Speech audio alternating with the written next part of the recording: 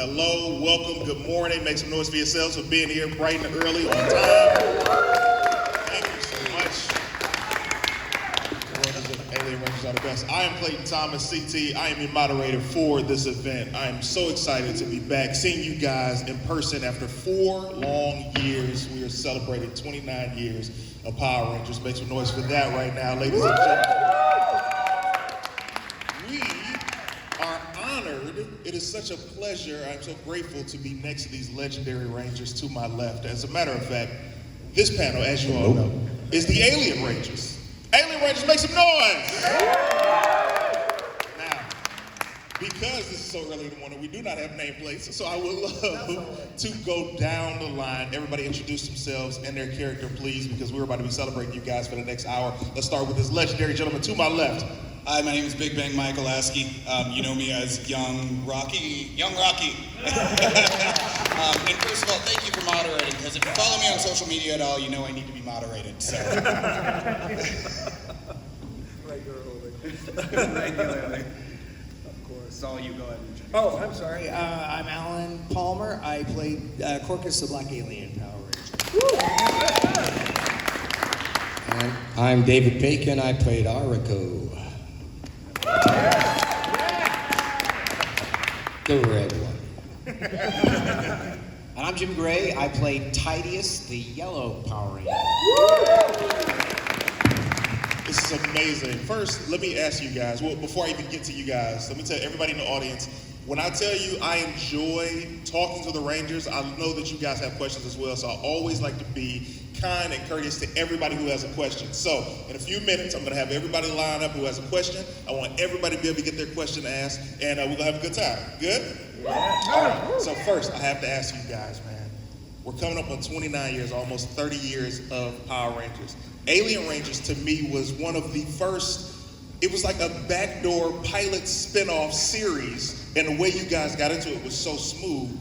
If I can ask, this is a very vain question. How long did makeup take, putting these alien masks on top of your head? Was there anything like we're dealing with hours in a makeup chair, or was it pretty quick? Well, the beginning part of it, the first maybe 3 episodes, it took a long time. Remember, they were trying to color match our masks to our colors, so that took a long time. And then by the end of the show, they realized that none of it was being picked up on camera, so they were like, you're done. And so at the end, it took 10 minutes. But it seemed like what took the longest, right, you guys, was making the helmets, was making that prosthetic piece. I think we all have different stories, but the stories all generally sound like our head was stuck in a bucket of plaster with straws up our nose for about 30 minutes. And if you're claustrophobic, you're pretty sure you're going to die. And then you guys remember this? There's a special saw that they use to cut this stuff off your head, and it sounds like a helicopter landing on your face, right? And I just remember feeling like, man, I was in that thing for as long as I could stand. But yeah, once it was done, it was easy, on and off. I enjoyed the helmet making thing. It was like being in a sleep deprivation chamber. It's the only silence I got in my life at that time. But no, yeah, once they made the helmet and they painted it all up and everything, and as Alan was saying, it became pretty, old hat once we did it. Throw that on our head and get us into our jumpsuit, and we were set. I just wanted to know where the French toast was. Ooh, let me ask you something. Do you remember, this is a side note on that same thing. Do you remember the place that we got the helmets done? Yeah. Do you remember the alien autopsy that was supposed to be the legit thing, and it was sitting over there to the side? I do. I'm like, what the heck is that thing? Yeah. It was supposed to be legit, and it was sitting there, and I was like, wait a second, I saw that on the Inquirer. Crazy. I remember Just that. FYI. I remember that thing too. I watched it. I was sitting there like, oh my god, they found aliens. The funny thing is watching it, and I don't know if I speak for a lot of you guys with this, but watching it when it originally aired as kids, and I'm seeing these alien masks, they look so real to me. I'm like, oh, this isn't a prosthetic. This is really aliens because we believed anything as children. In the meantime, I want to start the line. If anybody has questions, let's start a line. Let's have that set. But before we do, young Rocky to me, man, was one of the stand-out appearances from any of the children that were in the series, because young Rocky was like, yo, this really is great casting because you still look like Steve. Like, Well, thank you so much. I don't take compliments well, so I'm going to reserve myself for that. questions from the audience. Is this a non-question asking crowd?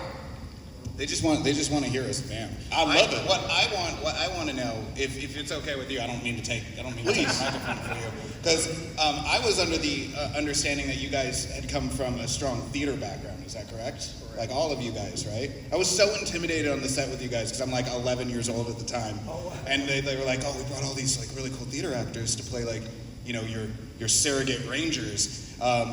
So when you guys were thinking of applying makeup, I remember I had to learn to do my own makeup in theater, so I just assumed that you guys put on your own prosthetics. That's how good we are. It is interesting though, right? Alan and I were talking about this. I think all of us had theater backgrounds. Yeah. We all had a very Musical theater, we were waiting for that show. Yeah. Alan and I, we were all set. We had our dance all set. And Power Rangers Jim had on a ice. special one, all choreographed. Maybe somebody should suggest that. Yes. Alien Rangers on the roof or something? I don't know. We all had a really interesting read. We all sounded like we came from the old Globe. They had this sort of way of speaking. And every one of us had the same thing. We saw some of the audition things, and it was all this exact same. I was like, oh, I guess they matched us all up to that. It's like, why are the Alien Rangers speaking in iambic pentameter? But you know, can I tell you the other thing, the other side of it was we were told, or we knew that there were going to be all these young kids in the set, and we were like, wow, you know, these are child actors. You know, they're going to be, you know, their parents are going to be watching over them, so we got to be careful. And I've often been asked through the years, you know, was it hard working with you guys? And I'm like, no, they were like consummate professionals. They just like showed up on time. They knew their lines. They knew where to stand. Everything the director said, they did it. It was kind of amazing. And you guys were so little. Well, thank you. I mean, that's a product of having a father with a military background, I think, more so. Thank you. No, you were great. You all acted like you were adults. Yeah. We never felt like there was, you know, age. No, I always comment when people ask me about it. I always commented how you guys were, you know, on top of it miraculously, all of you. You know, That's always you so made good us to look hear. bad. I didn't like that. Why are the kids better than we are? Right. That doesn't seem. We have a theater background. One of the things that I love to ask anytime that I ever get the opportunity to moderate one of the Ranger panels is I need you guys to tell me best moment on set and worst moment on set. So I'm starting with you with worst, Okay. because you got to end with the good. See, I had the good in my head, and then you said worse. And I started at the wrong end. Start worst, give me good. I think the worst moment on set for me was I think it wasn't with the Alien Rangers. I think it was in the season. No, it was in our season because I think we were marching up to the command center and we knew where we were. But we were across the street in an empty field from the sound studio, and the scene was all the young Rangers. They were trying to because we couldn't teleport. We were marching manually up to the command center, and a sandstorm hits the kids, if you remember that. And they had these big industrial fans, and just a bunch of grips were just pouring sand into these giant fans, and they were shooting at us. And they were like, you gotta show your face. We can't have you cover your face. So we're doing this, trying to walk, and just tons of sand was hitting our face. It was ridiculous. I'm not sure that was actually legal in retrospect. That was before child labor laws. I I was gonna say.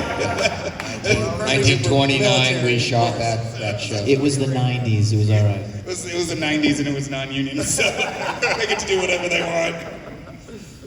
Worst. There it is. Yeah. Maybe that's the reason why Saban never wanted to go get it. He's like, I need to dump more sand on chicken. Oh, wow. The worst. I think there were 2 days that we shot in water, where we were out in water, and they kept slathering suntan lotion on us so we wouldn't burn, but it was really hot. We were in velvet, which was the strangest thing, that they made our costumes out of this crushed velvet when it's not. You can't put it in water, otherwise it disintegrates. Everybody in Aquatar wears velvet. They had it right. They did their research. Purple velvet, Aquatar. Come on, everybody knows. So I think that was my worst. We were sitting out there in 100 and something. Yeah? I don't know. That was mine. What about yours? Well, mine was back to the sandstorm area. I remember one day we were shooting off of a fire road, and it was just like, okay, we're almost ready. It's like today, in the fire road, waiting.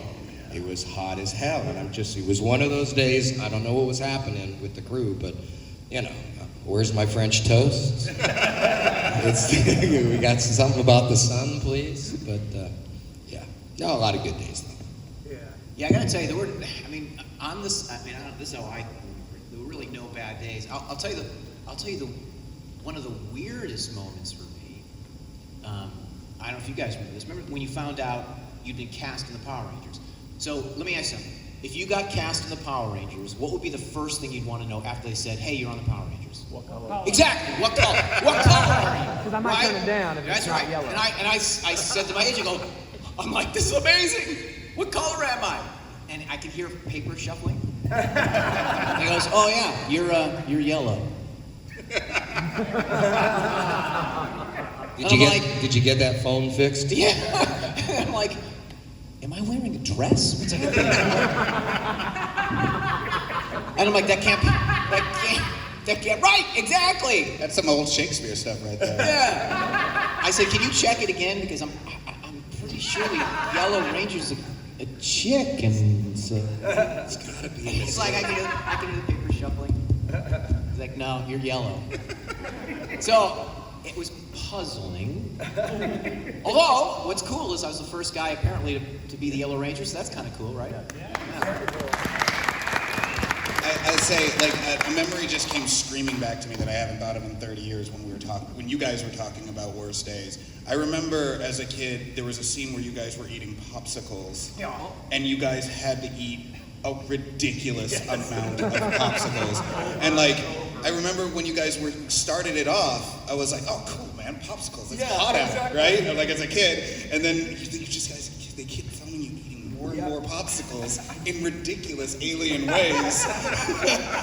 So that just came back to me about his bad days. I was like, oh man, that bathroom experience afterwards must not have been fun after that much sugar water. Yeah. Well, that's what's funny about that is I thought it would be funny to have them in every finger, and then after a while I was like, this sucks. So you stopped eating it and you just started spitting it out every time they would yell cut. And the costume people were right on you, don't touch the costume because it's crushed velour or whatever it was. Yeah, I made a similar mistake as Al, and I thought, let's see how many I can put in my mouth, and they thought that was a good idea. So you create Take 15, 4 things in my mouth is not fun. create a bit without realizing the implications long term.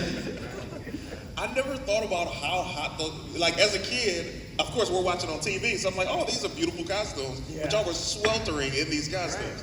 Oh, give me the best. Give me the best moment. This is actually double for you, so you gotta go last. Oh, okay. Double. This is double for you. And I'm gonna tell you why after we get to you. Give me your best moment. It's keeping me on the edge of the seat, dude. I know my best moment. The best moment. I mean, all of it was fun, but that first day on set when we all met each other, right? And we were all in costume, and we were all getting ready to shoot those first scenes. And if you're an actor in LA, right? Any job that you can get, anything that pays, anything where you get to keep your clothes on, you're like, this is a good day. This is a good day. And I just remember we were all kind of looking at each other like, I can't believe we're here. I can't believe we're doing this. Yeah, it was a great moment. I remember that still. Top that, guys. Yeah, other than when they said we were done with too many ice creams in my mouth. Every day, we, as you can tell, the three of us here, and there was two others that we sorely miss, we have a good time. And on our downtime, standing around, this is what happens. So every day was really a good day. Yeah. Actors getting paid, velvet, not velvet, didn't really matter. You know, prosthetic head, I've had worse. My favorite thing, and I've told Jim this, but, well, I kind of told him a roundabout way, but Jim doing the Roger Rabbit was my all-time favorite thing of all time, and he won't do it. Can you guys kind of get him to Wait. Hold on. Come on, it'll be fun. Hold It on. was really one of my favorite days. He does a Roger Rabbit. Now, Oh, no, hang on. if my sacroiliac comes screaming out of his mouth, that might be what the problem is. Hang on. You have to remember, I was much younger then. Yeah, there's a song with those lyrics. I was going to say, are we talking about the dance or the voice? Can you do The both? dance. I'm going to do the voice. No, the dance was awesome. He did all sorts of crazy things. No, that was my favorite part of every day. Jim, I'm down. I need to dance. All right, look. I will do the dance. Yeah! But you should know. I've not. All right. All right, wait. We got to get our phones. All right, hang on. I am 58 years old. Yeah. I was going to say, stretch for He this can one. He's kick going to have and to stretch. You guys will have to come back in a half hour. Good thing he put his best asset to camera. All right. So when you're making a TV show, right? Yeah. Yes. All you mostly do is just stand around and do nothing, right? I mean, you're waiting for the next shot. So when you're idiots like we are, for the most part, you try to find ways to entertain yourself. And oh my gosh, I don't even remember how it went. I think it's like.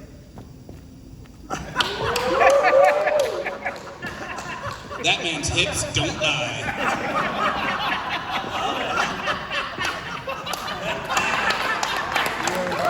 Y'all do better than make some noise. That is amazing. He won't make it to 60. Thank you, Jim. You know why that's so impressive, man? Beyond you doing it, you like you said, you're 58. I'm 36, and I cannot do what you just did. That is now, let me tell you why you were going last. Are you ready? Okay. The reason you have 2 moments is because you were a child when you booked this role. And when you booked this role, Power Rangers was the hottest thing on the planet. So you'd already seen the impact. Now give me your best 2 moments. So, I would say the most. If I'm looking at the weight of what Power Rangers is, from the eye of me now pushing 40, and going to Comic-Cons regularly and seeing how, like, really as an adult realizing the impact that Power Rangers has and had on people's lives, I would have to say the first weighty moment was, in retrospect, walking in to the command center for the first time. That original command center that, Power Rangers, when we're filming the 3rd season, we're filming this season right before, nobody knew who the White Ranger was. It was that cliffhanger. So, walking into that original command center and seeing that as I think about 12 at that point, was just insane.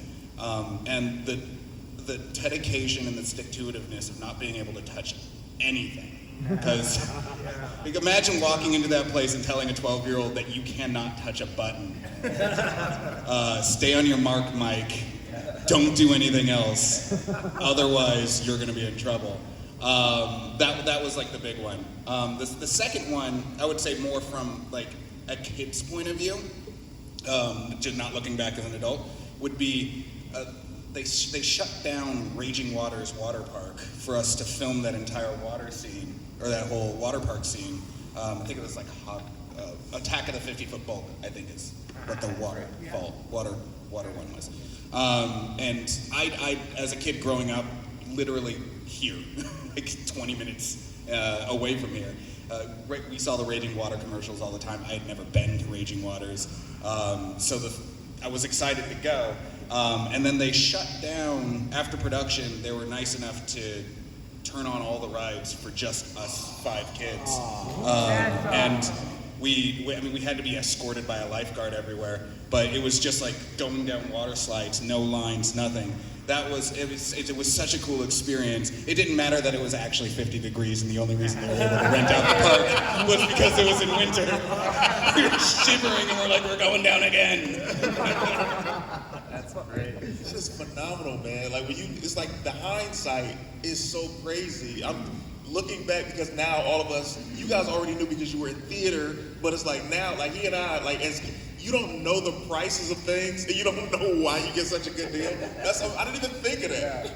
Well, the importance of a moment when you're living in a moment is very different, right? My wife and I, we have we subscribe to a YouTube channel called the Dictionary of Obscure Sorrows, which makes words for feelings that don't quite exist yet. And they have a post that's like deja vu, which basically just means that the realization in the moment that you're making a memory that you will look back on forever. And walking into that command center for the first time, I didn't know it then, but I know it now that this was going to be an important thing for the rest of my life. Watching the show, let me tell you something. This is directly from my heart to the Alien Rangers. I never felt that you guys got enough justice. Like, I never saw you guys enough. You know what I mean? Like, yes, it was that season. It was important. You guys did an amazing job, but I wanted more Alien Rangers. I wanted you guys, because now and you guys know this by watching current series, we now have 10 to 13 Rangers per a season. So it's like this could have been done then and had you guys stay for another 50. So my next question is, will the Alien Rangers return?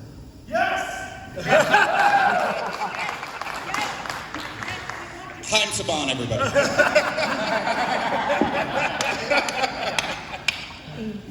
We wish. We'd hope, we'd do it in a heartbeat. Oh my gosh, yes, sure. I think one of the coolest things to me about the Ranger season, I mean, having not been an Alien Ranger, is just the idea that whole season sort of softly introduced everybody to a larger world of Power Rangers, right? There wasn't just these 5 kids on this planet, but there are Power Rangers everywhere in different timelines. So the weight of that is super important. And me as a Star Trek fan, even at that age, it's seeing you guys come in as just like the sci-fi version of Power Rangers was just so much fun for me. That's cool. Do you guys remember this? Okay, now most of you were probably not even born, but do you remember they stopped shooting the day the OJ verdict was read? Are you serious? We were at Botanical Gardens in Pasadena, and they brought out TV. several TV, in a truck that was outside little the TVs truck. for today's TV guys, but they were huge TVs, 30-inch TVs. They were huge. Then but they stopped. Yeah, for the verdict. The That whole was set really stopped, cool. and we waited for the verdict. I feel like I remember watching the verdict on TVs It in probably that didn't mean way. anything to you. Yeah, at that age. Gosh. Yeah. What a weird sensation to have memories just screaming back into your head. Yeah, that was one of the ones that I remember too. It was a day that kind of It, did The there. crossover it was you never knew you bizarre needed. that the world stopped. Well, I told Jim last night, I said that's the only time, and nobody probably but me remembers Luke and Laura on General Hospital. well, I lived in Miami, and on the news they showed us that the Dolphins stopped their practice when Luke and Laura got married at the wedding. It was like that. It was the world stopped for the OJ trial thing. Did you follow Luke and Laura? Yes, I used to wake up at 2 and I'd turn my TV on. Had to watch.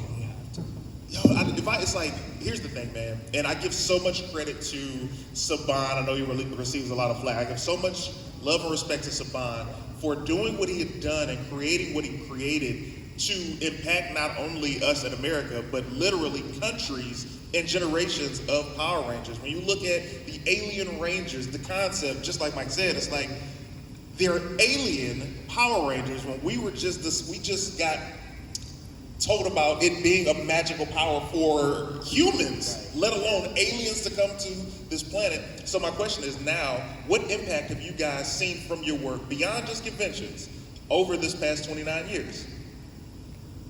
I think I love doing these conventions and everything. It's a lot of fun, but what I do primarily my income is I teach the next generation of martial artists through the martial arts school in Pleasant Grove, Utah, and I think that's the biggest impact for me as somebody who has been doing martial arts. You know, I've been kicking since I can walk. I don't even remember when I started, and to see that there are still kids now that are coming in and are like, I want to train with a Power Ranger, I want to get started in martial arts, and to see these kids grow up through the martial arts, and they get into it because of something fun and silly like Power Rangers, and then they turn into these like awesome kickboxers who are like, you know, are starting to turn 18 and are asking me to like coach them in fights. Just seeing that like that arc, and Power Rangers, you know, Three Ninjas, all of those things, they tend to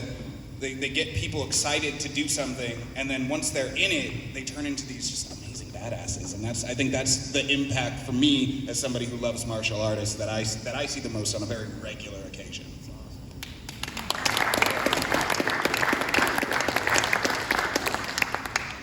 Well, I thought when I went to my first audition before the callbacks, I decided to find out what this Power Rangers thing was. So while I was finding out, the martial arts is great. Oh, that's perfect, because I'm the only one with a martial arts background of the Alien Rangers. So I'm going, like, when we're after our audition, I go, great, when do we start training for the fight scenes and stuff? Because I know there'll be weeks of, oh, no, you don't. What do you mean, no? What? Oh, yeah, we got these Japanese guys that are going to... Wait a minute now. So I was a little disappointed because I had been studying for a good 10, 15 years by the time this had happened, and I thought this was my chance. I could do that. Right. And then we get these little brats come on here that are kicking ass, man. Well, that changed quickly. Not only do they know their lines, they know martial arts. I'm in a velvet suit with a prosthetic head. But it was fun. What about you, Jim? Good as you. Well, so here's the thing, right? It's funny, for me, just meeting all of you guys is kind of new, right? I mean, we were, you know, at least the adults here, the adults, right? Oh my gosh. Rocky, he's not. Talk about those two. You know, if you think about it, you know, it was kind of a job, right? And it was the 90s, so the internet, right, didn't really exist. There was no social media back then, so everything was on DVD. There was no really such thing as reruns per se, right? Blockbuster. Yeah, you would. Yeah. And our season, right, was like there and gone, right, so fast. So we did it, or I did it, and then kind of forgot about it, you know. And then over a series of years that started probably in the early 2000s, you crazy people stalked every poor Jim Gray on the planet. Literally, these. And I remember thinking, you know, people saying, "Oh, you know, you should maybe meet some of the fans." And I remember thinking, "Yeah, that would be fun." Couldn't quite make time for that, I guess, for whatever reason. But if the question is, you know, what opportunities? The thing that I think about now is, you know, what opportunities are in front of us that maybe aren't visible to us just because we don't take just a minute to consider the possibility. You know what I mean? And so Power Rangers for me was such an interesting and fleeting experience in the beginning, right? And now, when I see the culture of it all, you guys, and I feel like, wow, I missed that for a number of years just because I guess I wasn't open to the possibility. So I often think, well, maybe what's happening to me now, as an old decrepit man as I am, maybe it's just another Power Ranger moment in disguise, right? Maybe maybe it's something awesome, and I gotta take a minute, right, and kind of give it a second, because maybe it's more than I think it is. So I guess that's the thing that kind of sticks with me about this whole Power Ranger experience. That's why you're the Yellow Ranger, man. Yeah, that's right. Because introspective and awesome. I can really empathize with that feeling because, having been a kid so young, like I had a whole like high school experience after. So for me, going into like middle school, going into high school, and having to deal with other kids, there was a lot of people who, Power Rangers at that time was for kids, right?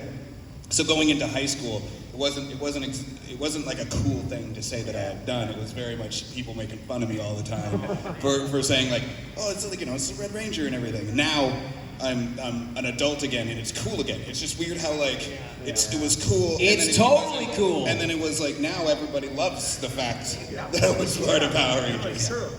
Yeah, I was an old child, not a young child. What's amazing to me is, I love doing these things. It's been super fun to meet everybody, to get to reconnect with people as well. But the strange thing is, every single time I do one of these things, someone finds out that I'm still alive and hires me for something. It's crazy. I'm not kidding. Every time I do one of these things, I get a job. It's just the weirdest thing, and it's not ever planned, and it was just a nice little bonus. So, cool. The thing I love, and you touched on this a little bit, Jim, the Power Ranger fan base, and I don't say this because we're at this convention, I think we all know this is true. The Power Ranger fan base is better than any other franchise in entertainment. Anything. The love, the support, the loyalty, we will literally follow you to the ends of the earth, all of you guys. And it's a testament because of the work that you guys have done. And Jim, also, I want to give you this compliment. Your beard is amazing. It's incredible. I don't know how you got it like that. Okay, well, hang on. So the first Brandon Benfield, you probably know him, right? He's the guy. He's the guy that helps us. He's an agent that found me, and he said, you should do a convention. And I swear I said this. I said, does anybody even know about the Alien Rangers? Does anybody? I mean, we were on for 10 seconds 1,000 years ago. And Brandon's like, oh no, they know. They know. You do. It's amazing. You know why that is, man? And I tell you, I wasn't even a ranger. I've moderated panels here since maybe 2016. And in my life, not just conventions, in my life, people are like, hey, I know you. I'm like, oh, you see one of my TV shows, you've seen the internet. No, you moderated a Power Ranger panel. Like, the loyalty is crazy, so they will continue to follow you guys. So my question now is, as your character, where are they now if you can write it? I ask the best questions, guys. I brought popsicles to Aquatar. I now have a franchise called Power Popsicles. There's only one problem. They're all red. Red Ranger Ice Creamery, I like it. One flavor. I wasn't the brightest. Eating popsicles underwater, that's got to be complicated. That's funny. Special packaging. I mean, I grow up to be Steve Cardenas. I don't know. Somehow an Irish man turns into a Latin man magically, and then becomes the Red Ranger. I don't know. Wonderful. That's perfect. Well, I feel like my character was always inquisitive and learning things. So I feel like I took over and ended up helping Raja, because somehow I never had any sort of lines. Well, I can tell you exactly how I would write it. Tydeus and Raja run off together and live happily ever after. There you go. But she won't let him say one word. Yeah, she has an adulterous relationship and cheats on Billy. Power Rangers after dark. So I know you guys were shy at the beginning. I want to give you one last opportunity. If there are Any questions? Let's form a line. Like I don't want to just do the hands. Let's form this line. Let's Doing get it. lines in the center? Is that what it is, or a side? I don't know. Yeah, let's do it. Let's do it over here because camera is this here in the middle. So let's do it right here. Sir, look at that. Here you go. We'll give this one to you, and then we'll jump to Perfect. So just say your name and then your question, please. Turn this a little bit. There we go. Hi guys, I'm Josh. Hi, Josh. Wait a minute, everybody, make some noise for Josh, y'all. Talk about your audition process, like each one of you, how it went, like how many callbacks, and did you think, was it ever like, I'm not gonna get it or I am gonna get it, like how did it all go? I'm actually interested in this as well because I want to know if you guys' audition experience was similar to mine at all, because I went. There are two big parts that I had were Power Rangers and Three Ninjas, and each one of those audition processes were like 10 to 15 different auditions. Ooh, wow. Like it was a ridiculous amount of auditions, and I think my audition process for Power Rangers was so complicated because they were not only looking for kids who can act, kids who can do martial arts, but they're also looking for kids that looked like certain adults. So like, I think they were just like jockeying us in and out of position and matching us up a lot. I just remember, usually when you go on auditions, you go on one, and then you'll get a call back, and then after that, they either call you and say you have the part, or they never call you again, and you just assume you didn't get it because you never show up on set. So this one I was always like, after the second one, it was always just like one more, and then I wouldn't hear anything for a while, and be like, all right, I didn't get it, and then another callback, and then another callback, and it was emotionally exhausting. Yeah. I would say it was probably the best way to describe that experience. Well, mine was really crazy because I was directing a show that Katie Wallen, who was a casting director, was producing, and I happened to be in her office rehearsing a scene, and she said, "Hey, Alan, do you want to audition for this show called Mighty Morphin Power Rangers?" I hadn't heard of it, and I said, "Sure," and she goes, "I can get you in the door, but I can't get you a job." So I walked in immediately and read sides, and then on the way home got a call in saying that I got it. So that was just random and easy. We don't like him. No, actually, mine wasn't a lot more difficult, but it was kind of funny. I think I was telling somebody at dinner last night. I was telling Tommy, the other Mike. Katie Wallen, they did the casting, and I did showcases and stuff there, so I knew her sidekick, her assistant, Tom Clone at the time. And so I auditioned, and then I got a call from Tom a couple of days later. And I go, "Oh, I got the job." He said, "No, but I'm bringing you back." I go, "But they didn't ask to have me come back." He said, "No." I said, "Well, why am I coming back?" He said, "Because after we had a meeting, and everything they said they want, I saw you do. So I guess they just weren't paying attention. I'm going to bring you back." I only had one more. I went and did the same thing, and then I got the job. So that's how fickle Hollywood is. And you get a tickle in your throat, you're not paying attention, somebody doesn't have a job. That's how crazy this business is. So it was great, and I can't thank Katie and Tom enough, because it was a great experience. And here I am, I can't die without coming back to Power Rangers. It's awesome. This is awesome. I stood in a line that went around the block. I did, totally. Yeah, I got a call from my agent, says, "Yeah, show up." Apparently every other agent, and I stood in the line with, it seemed like hundreds of other guys that looked just like me, actually. And I read... Good-looking crowd. Yeah, good-looking crowd. And I read like 4 times, and and then I was radio silence for a number of weeks, and then I got a call. Well, I guess they were trying to find somebody as good as Alan and I. They had to run you through the group. That's no, I mean we're all totally different. I mean, Karim and I look very similar, but our personalities and everything are totally different, and I like the way they cast us. One of the, not to steal the mic from your man, one of the things that I always found that was super cool, like a memory from my childhood, is watching you guys. Like, I feel like they gave you guys a lot of leeway in creating the culture of like who the Alien Rangers were, as far as like the way you guys held your hands, the way you guys talked, the way you guys interacted. So if I can steal a question from you, because I would like to hear more about that, like that process of creating who the Alien Rangers were, if you could speak to that at all, or if I'm out of line. A lot of leeway or no forethought, depending on how you look at it. They're like, you guys do. We arrived at set that first day when we beamed in by the lake. The director said, "Okay, and now I want you to do your power signs." Okay. And we all just said, "Okay, I'm going to do this. Okay, you do that. I'll do, you do that. Okay, here we are." So the culture was actually, from actors, you don't usually get that. You get it all thrown. So it was good for us, I guess. We're all creative. We did it, but it was very unusual.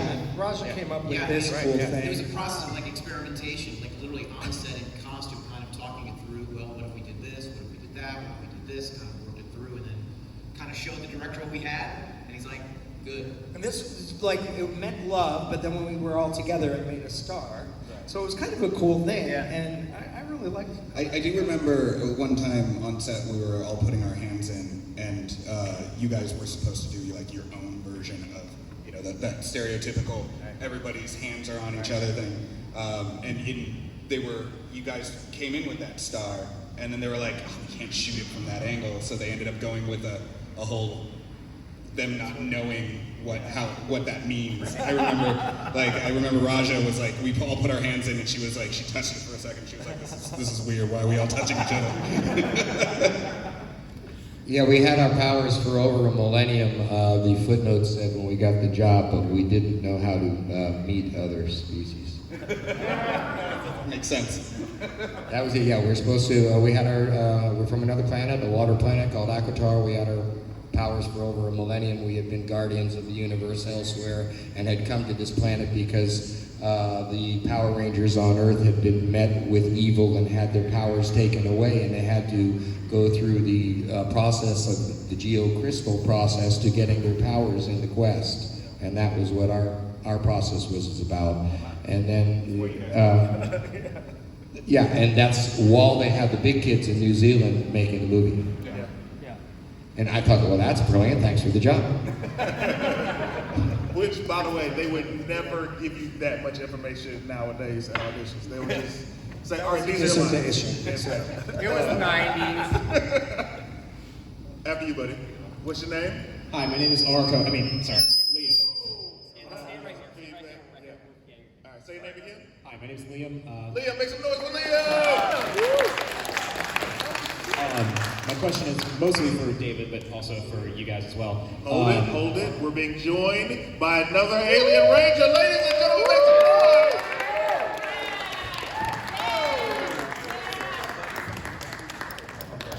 noise! Tell you, we looked a lot alike. So sorry, I apologize, and I'm grateful to be here.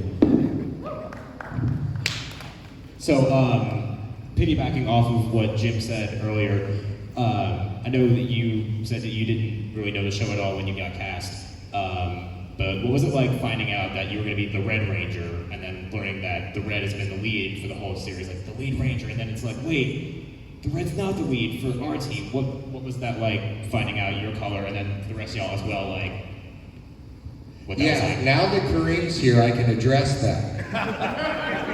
I brought this up to Jim yesterday. I said, yeah, once I started finding out about the Power Rangers and finding out who the red guy was, that's cool. Then they gave Karim all that guy's lines.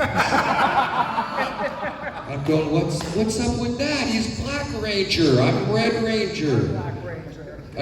You're Black Ranger. What color were you? Uh-oh, hold on, wait a minute. Oh, blue. Hey, I told you I didn't know anything about the Power Rangers. I didn't like that. So to answer your question, I did find that out, and when we got our lines, though. So yes, I had the colors mixed up, obviously. But yeah, his character was the guy that I thought I was going to get to be, but you know, whatever, it was all fun. To his credit, I am black on the inside. So.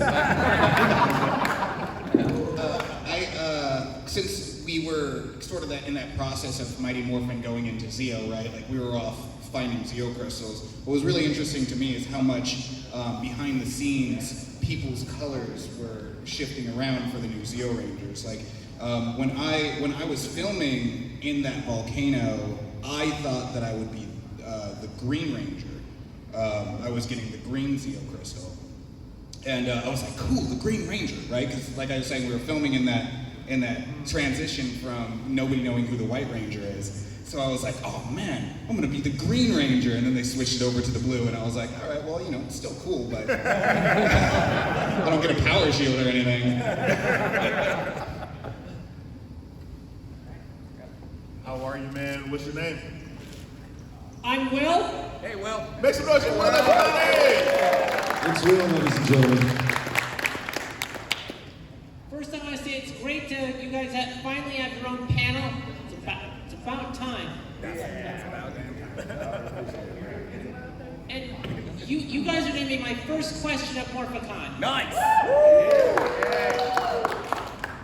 Would you want to star in an Alien Ranger spin-off movie? Yes. Today, do you have one? You guys can push me off a mountain into a time vortex any day. We would totally do a movie. Of course. I got the synopsis for you. We've come back from Aquitar because the kids have all grown up, yet there is a new evil that they can't defeat by themselves. So now it takes all. It's called arthritis. No, that's what's happening to me on Aquitar.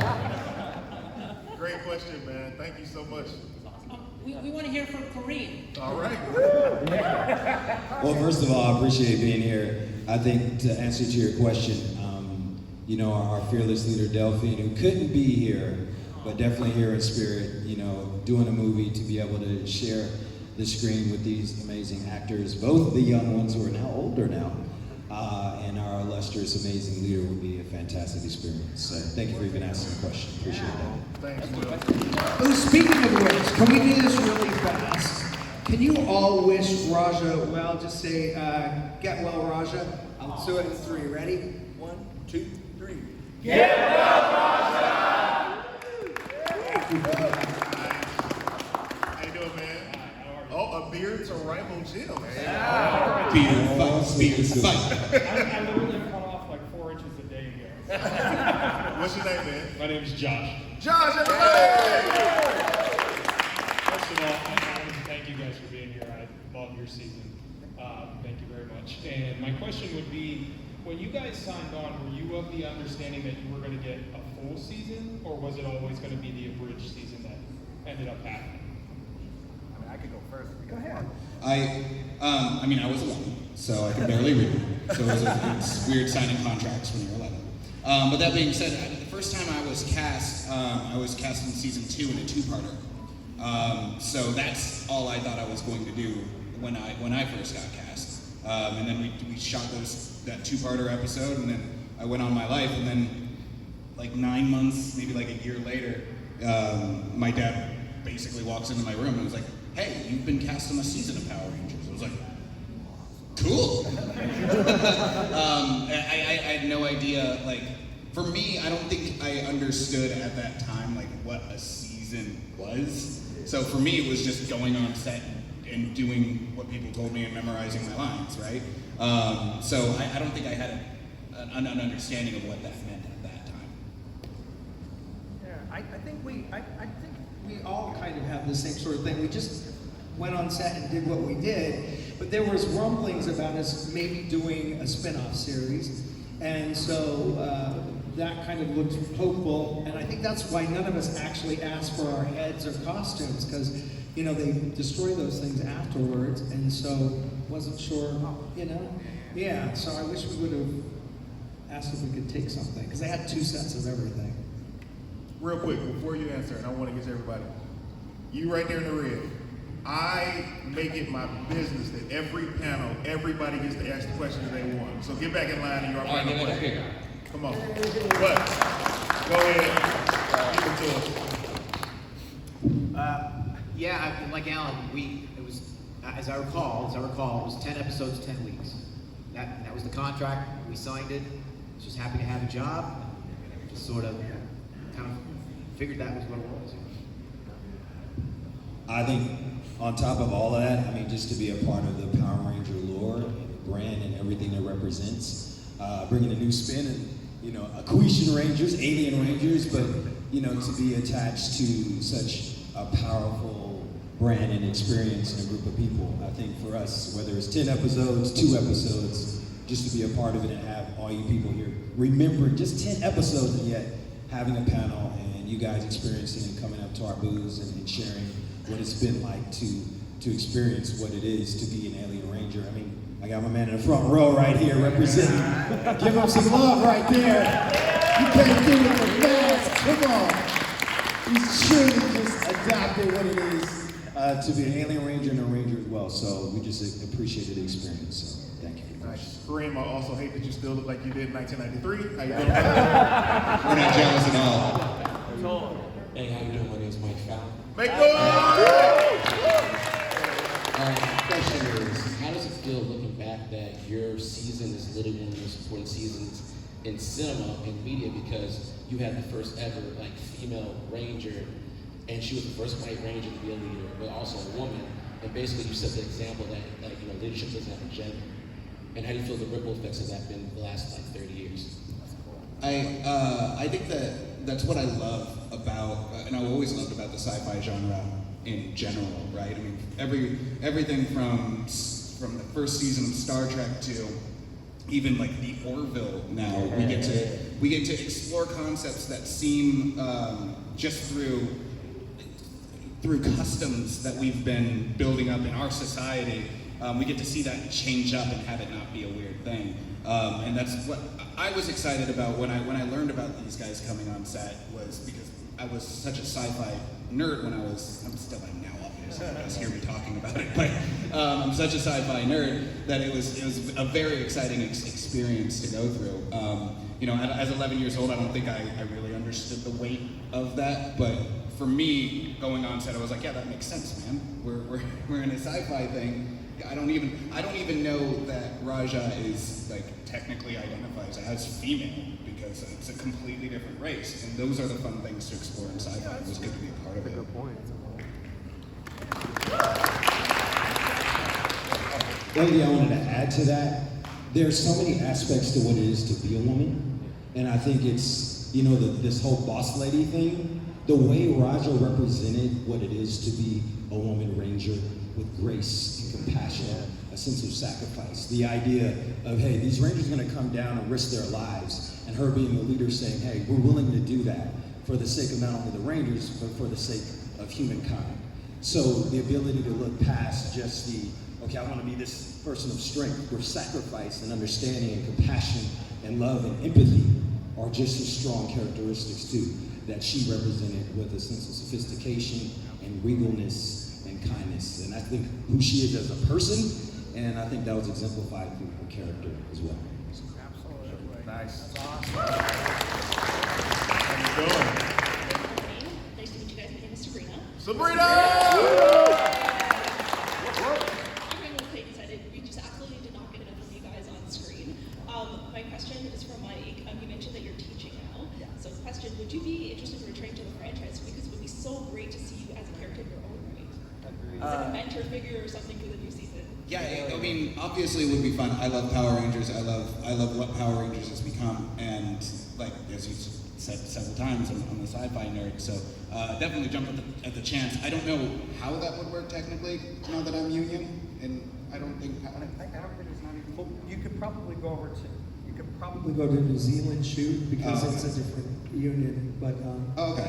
Yeah, I mean, I'd be down. I mean, obviously, it would have to be a separate character because I wouldn't want to walk in Steve's shoes, man. That guy's a BA. You know what I mean? So I wouldn't want to play like Rocky or anything like that. But hey, if you put a sword in my hand, I would love to go after the Power Rangers. I always play Bad heroes. guy. There's the scenario, the evil twist of another dimension. Here we go. The bad guy. pitch it right now. 2 words. Dark Rocky. Fan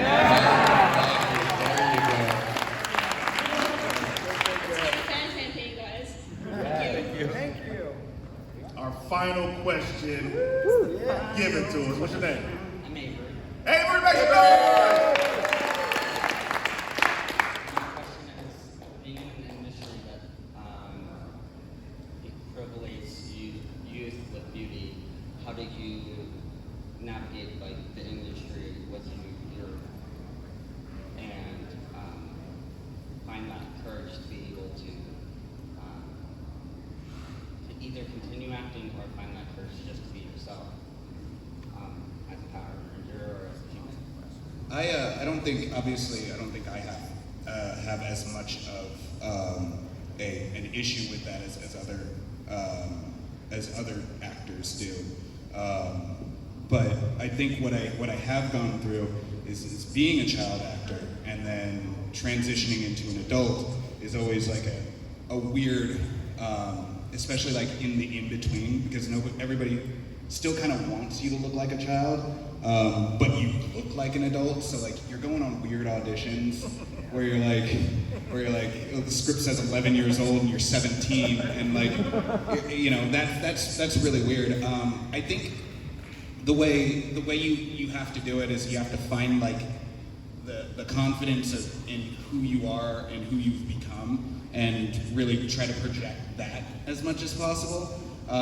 So, you know, everybody's gonna look at me as the kid in Power Rangers, right? But what I have to do is I have to find the confidence in who I am now and project that I'm now a man, and that's kind of how I got over it.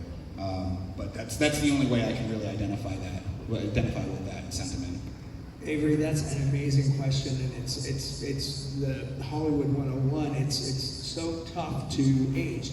No matter how big of a star you are, it's amazing how at a certain age you age out.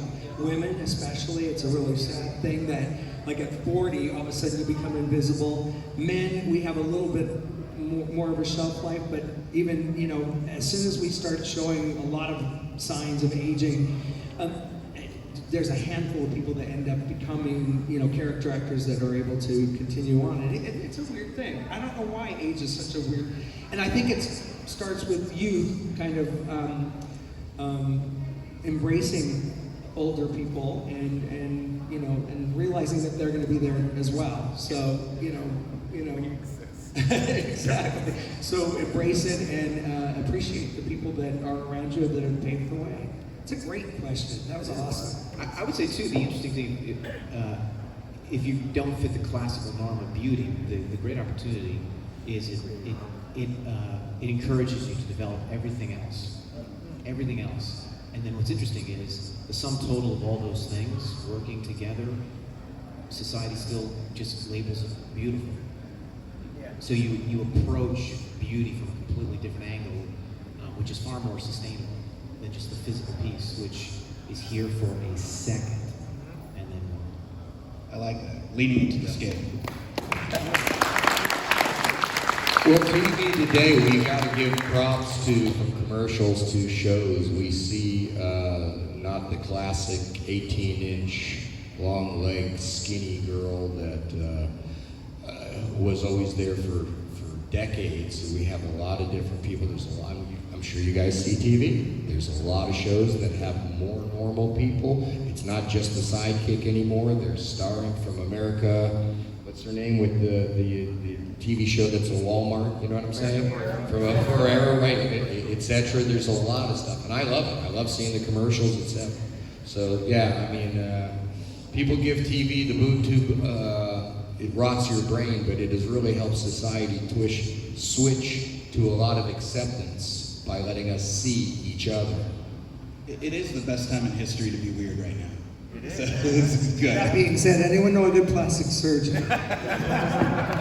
I'll say this as we wrap up. To your point, Avery, the yes and to everything that these gentlemen have said, as well as create, right? You're looking at somebody that has so much success from creating my own content. And through that, the people that you see on TV, the reason the faces change are because the creators changed and got this show on the air. So anything that you do, whether it be internet, television, film, you look at the Power Rangers extended universes. These are things that we started because we got tired of seeing the Rangers that they were giving us. So we were like, you know what? I would like to push the story this way and age it up this way. So the answer is always create, and then you determine what beauty truly is. Ladies and gentlemen, I would like you to give not only a round of applause, but I would like to give a standing ovation to all of the Alien Rangers. Make some noise.